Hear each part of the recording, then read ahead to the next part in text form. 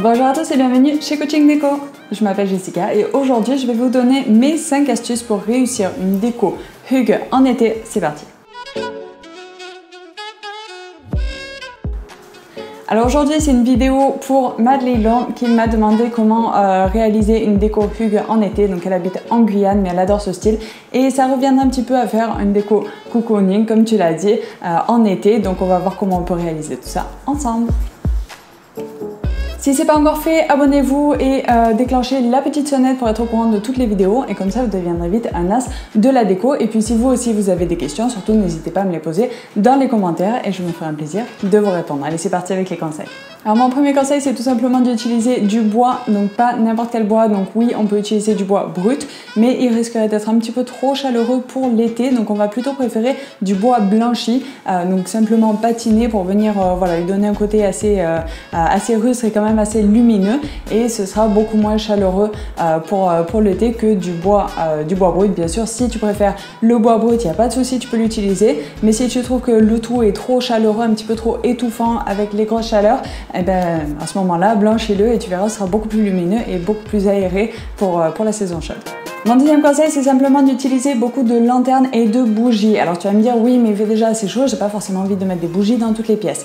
Alors, c'est pas parce qu'on est en été et qu'il fait chaud qu'on peut se dispenser d'utiliser des lanternes et des bougies. Alors pour pallier au problème de la chaleur, je te propose d'utiliser des bougies à LED télécommandées. Pourquoi télécommandées? Simplement parce que je suis feignante et j'aime bien pouvoir les allumer sans forcément bouger de ma chaise.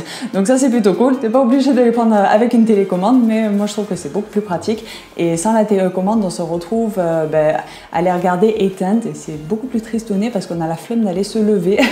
Donc voilà, c'est ma petite astuce. Et les lanternes, tout simplement pour donner le ton de ta déco et rappeler un petit peu ce côté Hygge, ce côté un petit peu cocooning, très douillet où on a envie de rester chez soi. Et sans forcément avoir le côté chaleureux trop étouffant d'avoir par exemple une cheminée ou quelque chose comme ça. Le numéro 3, les guirlandes lumineuses, c'est un must. Alors oui, tu as probablement deviné, mais voilà, je tiens à en parler quand même aujourd'hui parce que c'est très important pour ces deux styles, que ce soit le Hygge ou le cocooning, qui sont très proches d'ailleurs. Et dans tous les deux, on retrouve très souvent des guirlandes lumineuses, donc n'hésite pas à en mettre un petit peu de partout. Simplement, voilà, je tiens à dire de faire attention à la longueur de ta guirlande en fonction de là où tu veux la placer, parce que bon, c'est quand même un petit peu tristouné quand on veut mettre, quand on voit parfois sur les photos, sur Instagram, sur Pinterest, une guirlande lumineuse qui est censée être sur par exemple l'arrière d'un canapé mais qui va pas tout à fait jusqu'au bout, ou au-dessus d'une tringle d'un rideau mais là encore qui va pas tout à fait jusqu'au bout. Donc fais attention à ça, mais sinon tu peux te lâcher, tu peux y aller. Le numéro 4, utilise des coussins blancs pour revêtir un petit peu ton mobilier de jardin que tu as déjà, ou si tu n'en as pas, et bien profites-en pour t'équiper. Et pourquoi pas partir sur du bois blanc, du bois blanchi, et tout simplement rajouter des petits coussins blancs par-dessus. Donc ça peut être des coussins qui sont vraiment taillés à la forme de l'assise, au dossier, etc. Mais tu peux aussi rajouter quelques petits coussins par-dessus qui viendront un petit peu habiller tout ça, sans forcément apporter beaucoup de chaleur. Donc ça va pas être des coussins avec une fausse fourrure par exemple ou un plaid, mais simplement des coussins en coton très simples qui vont venir juste habiller et voilà, mettre en valeur ton mobilier et encore une fois donner le ton de ta déco. Le numéro 5, fais attention à ton mobilier, donc que ce soit à l'intérieur ou à l'extérieur. Il faut penser que le style cocooning et le style Hygge ont un point commun qui est très important, c'est de profiter du moment, de profiter de chaque instant et d'être confortablement installé pendant qu'on profite. Donc pour ça, il faut que toutes tes assises soient super confortables, même si elles sont pas trop chaleureuses, parce que si tu pars sur un canapé qui soit hyper enveloppant, tu risques d'avoir chaud. Donc pars sur quelque chose qui soit peu moelleux mais quand même avec une forme confortable, c'est-à-dire éviter les barres qui viennent te casser le dos si c'est pour une banquette par exemple. Enfin bref, tu as compris l'idée.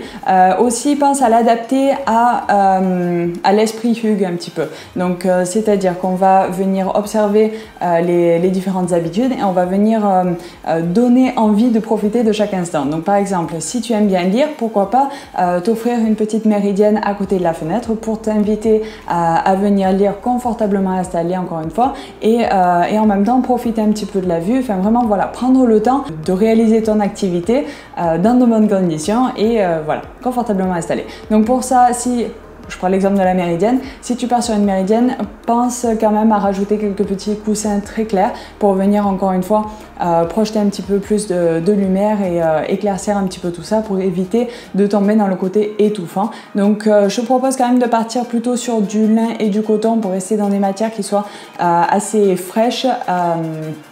Et pas partir sur, voilà, comme on l'a dit, les fausses fourrures, les plaids, les choses un petit peu trop chaleureuses pour là où tu es. Et voilà, c'est la fin de cette vidéo. J'espère que ça vous a plu. Si c'est le cas, laissez-moi des petits pouces bleus. Si vous n'êtes pas encore abonné, profitez-en, cliquez sur le bouton abonnez-vous et déclenchez la petite sonnette. Et comme ça, vous deviendrez vite un as de la déco. Pour ceux qui sont déjà abonnés, vous savez que à chaque fin de vidéo, je vous demande de me poser vos questions pour que je puisse plus simplement vous accompagner dans votre déco et vous aider à réaliser tout ça avec succès. Le problème, j'ai envie de dire, entre guillemets, en fait, c'est pas vraiment un problème parce que je suis super contente que vous me posiez toutes ces questions, mais j'ai un petit peu du mal à suivre. Donc, pour celles et ceux qui m'ont posé une question et à qui je n'ai pas encore répondu, je vous réponds toujours en commentaire, mais parfois je vous dis, voilà, je vais sortir une vidéo là-dessus et puis elle met quelques mois à sortir. Donc, je suis vraiment désolée. Donc, Madeleine, toi, ça fait, je crois, 3 mois que tu m'as posé cette question. Donc, je t'avais dit que j'en ferais une vidéo et puis là, voilà, mieux vaut tard que jamais.